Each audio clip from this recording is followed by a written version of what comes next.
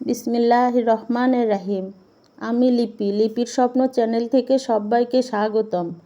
আশা করি সবাই ভালো আছেন, আমিও ভালো আছি আলহামদুলিল্লাহ।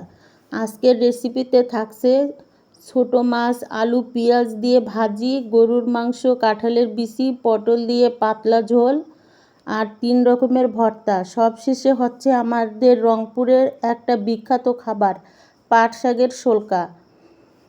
ভালো লাগলে একটা লাইক দিয়ে সাবস্ক্রাইব করে আমার সাথে থাকবেন। চলেন পুরো রান্নাগুলো দেখি। এই যে সব মশলা দিয়ে মেখে চেকে এখন একটু পানি দিয়ে ঢেকে দেব।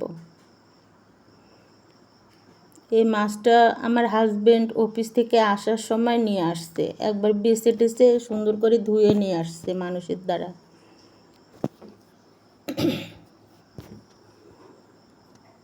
এটা কী জানি একটা নদীর মাছ, নদীটার নাম আমার এই মুহূর্তে মনে নেই। মাছটা অসাধারণ স্বাদ ছিল। আর হচ্ছে এখন ভর্তা, এটা ডাল ভর্তা, এটা হচ্ছে ওই গড়াই মাছের ভর্তা, এটা কাঁঠালের বিচি ভর্তা। এই রান্নাগুলো ছিল আমার গতকালকের শুক্রবারের। এখন হচ্ছে গরুর মাংস রান্না করব। কাঁঠালের বিচি দিয়ে দিলাম, এখন পটল দিয়ে দিব, একটু আলু দিলাম। একদম অল্প মশলা দিয়ে পাতলা ঝোল করব।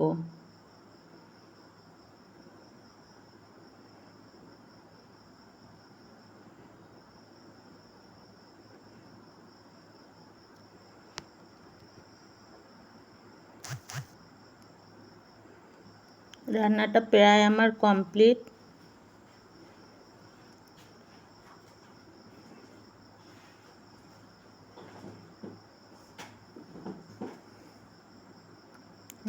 মাংস রান্নাটা আমার হয়ে গেছে।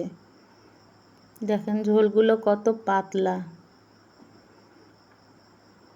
সব ধরনের মশলা দিছি, কিন্তু পরিমাণের চেয়ে একটু করে কম দিছি যাতে মশলাটা একটু হালকা হয়।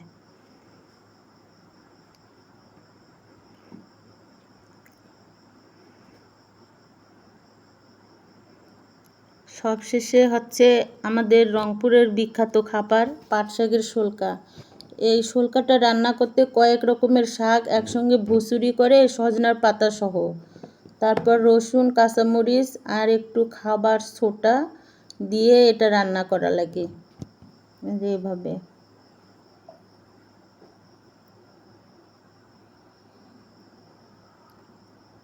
এখন শাকগুলো দিয়ে ঢেকে দিলাম, তারপরে যে এটাই হয়ে গেল শোলকা।